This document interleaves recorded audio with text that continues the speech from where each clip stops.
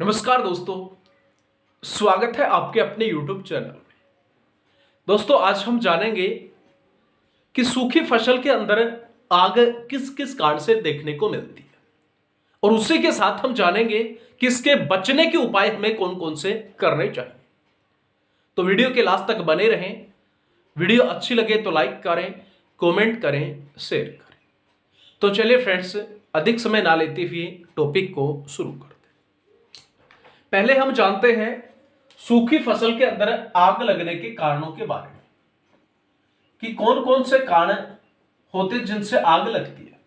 फिर उसके पश्चात हम बात करेंगे इसके उपाय के बारे में कि जो फसल है उसके ढेर की ऊंचाई कितनी होनी चाहिए, ढेर से ढेर के बीच की दूरी कितनी होनी चाहिए, क्या यदि उस ढेर के पास में या खेत के पास में कोई मकान है तो उसके बीच में कितनी दूरी होनी चाहिए। तो इनके बारे में भी हम जानेंगे।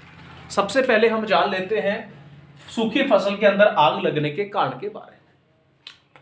आपने देखा होगा प्राय आपकी जो खेत है उसके ऊपर से हाई वोल्टेज तार जा रहे होते हैं।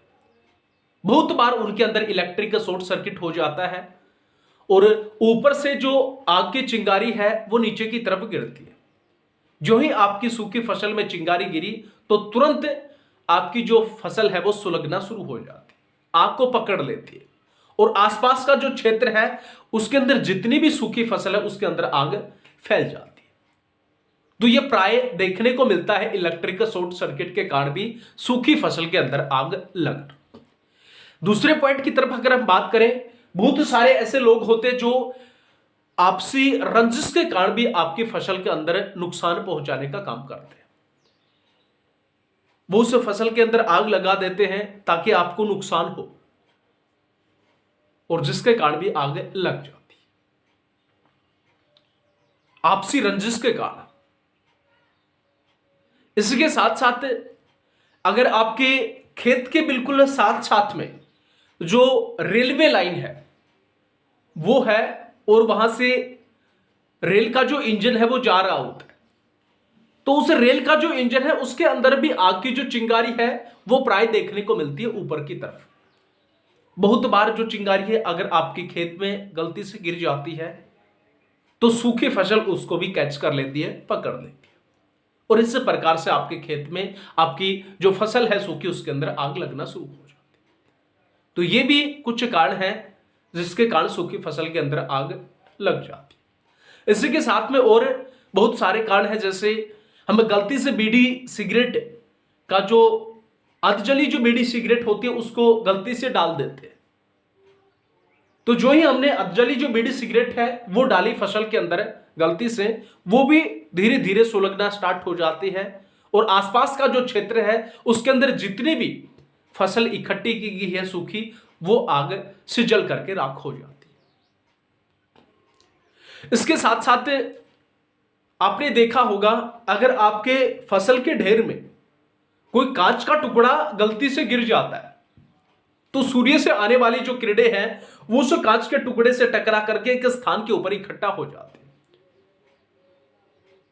और वहां का जो एरिया है वो धीरे धीरे गर्म होना शुरू हो जाता है और आग पकड़ लेता है और इसके कारण भी हमारा जो फसल का जो ढेर था उसमें आग लगना शुरू हो जाती है। तो ये कुछ कारण हैं जिसके कारण आग लग जाती है फसल के अंदर। इसी के साथ में बहुत बार ये भी होता है कि फसल को जब हम अच्छे तरीके से नहीं सुखा पाते तो उसका जो टेम्परेचर है वो धीरे धीरे बहुत अधिक हो जाता है, क्योंकि हमने इकट्ठा किया ढेर फसल का और उसका जो टेम्परेचर है वो धीरे धीरे अधिक होगा क्योंकि वहां से उसको हवा पास नहीं हो रही, जिसके कारण भी उसका टेम्परेचर अधिक होगा तो उसके कारण भी अपने आप जो आग है वो लगना शुरू हो जाती है। तो उसको बोला जाता है सौते दहन। तो ये कुछ कारण होते हैं जिसके कारण सूखी फसल के अंदर आग देखने को मिलती है। अब बात करते हैं कि इन से हमें बचने के लिए कौन कौन से उपाय करने चाहिए ताकि जो नुकसान है वो कम किया जा सके। तो उपाय की तरफ अगर हम बात करें, सबसे पहले जो फर्स्ट पॉइंट आता है कि जब भी आप सूखी फसल का ढेर करते हैं ढेरी जो हम बनाते हैं कटाई करने के बाद में सूखी फसल का, उसकी ऊंचाई 20 फीट से अधिक नहीं होनी चाहिए। फसल के ढेर की जो ऊंचाई है वो 20 फीट से अधिक ना रखें, अधिक नहीं रखनी चाहिए।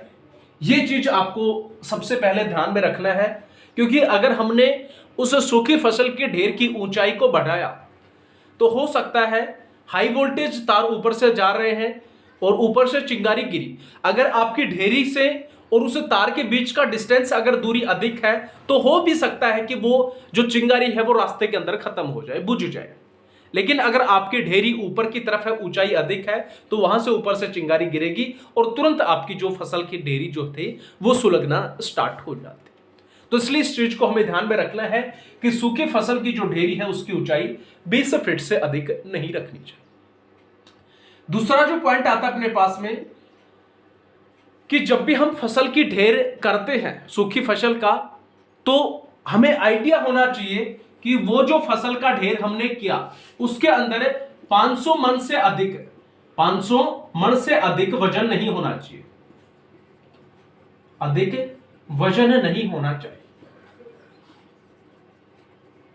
क्योंकि हो सकता है गलती से उस ढेर में आग लग जाए, तो बड़ा अगर ढेर है तो आग अधिक देर तक लगेगी और इसी कारण से आसपास का जो क्षेत्र है उसको भी वो जला करके नष्ट करते हैं। अगर छोटा ढेर है तो उसमें कुछ समय तक आग लगेगी और हो सकता है वो बुझ जाए। तो जब भी आप उस फसल का ढेर करते हैं तो उसमें अपने को आइडिया होना चाहिए कि उसका अंदर जो ढेर का जो वजन है वो 500 मन से अधिक नहीं होना चाहिए। अगर इससे अधिक है तो आप दूसरी जो ढेरी है वो बना सकते हैं।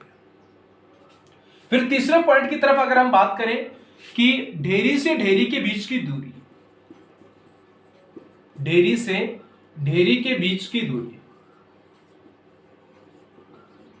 कितनी होनी चाहिए, तो वो होनी चाहिए 60 फीट। इस चीज को भी हमें नोट करना चाहिए कि जब भी हम सूखी फसल का ढेर करते हैं तो एक ढेर से दूसरे ढेर के बीच की दूरी 60 फीट होनी चाहिए कम से कम। जैसे अपने पास में ये एक फसल का ढेर है, दूसरा फसल का जो ढेर है वो ये, तो दोनों जो ढेरियां हैं उनके बीच की जो दूरी है वो कम से कम 60 फीट होनी चाहिए। हो सकता है जैसे इसे फर्स्ट वाली जो ए जो है ढेरी उसके अंदर आग लगे, अगर आपने ढेरियों के बीच की दूरी अधिक रखी तो यहां से आग जो है वो यहां तक नहीं पहुंच पाए, और यही ढेरी अगर इसके नजदीक होगी तो तुरंत ये तो जलेगी, इसके साथ में दूसरी ढेरी को भी जला देगी।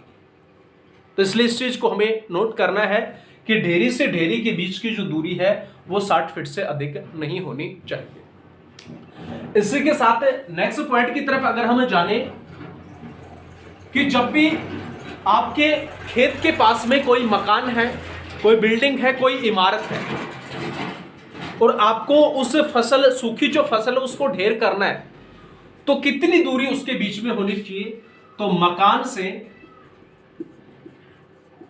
सूखी फसल के बीच की दूरी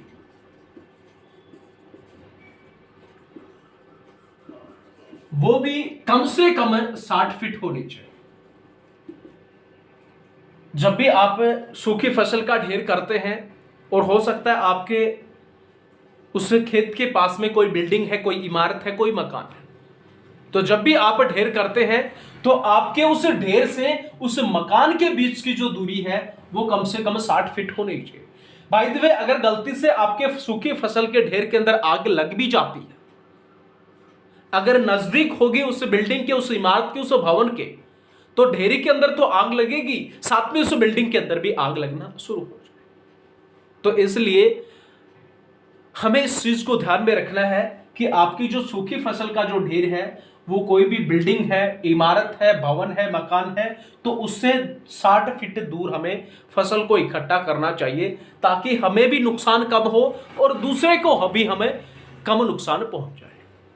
तो ये कुछ चीजें थी जिसको हमें ध्यान में रख करके और अपना खुद का भी नुकसान बचा सकते हैं और दूसरों का भी नुकसान हमें कम कर सकते हैं।